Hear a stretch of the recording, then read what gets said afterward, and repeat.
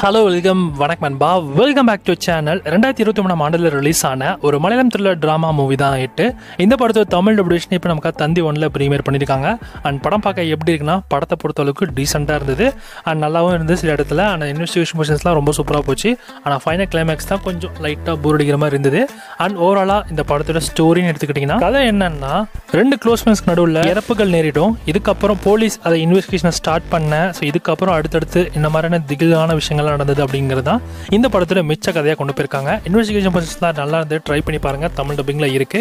And ஓவராலாக கொஞ்சம் டீசெண்டாக இருந்தாலும் ஆனால் சில இன்வெஸ்டிகேஷன் த்ரில்லர் போர்ஷன்ஸ் மட்டும் உங்களுக்கு நல்லா சுவாரஸ்யமாக கொண்டு போகிறதுனால நீங்கள் இந்த படத்தை நீங்கள் ட்ரை பண்ணலாம் அப்படின்றதான் என்னோட செஷனாக இருக்கு.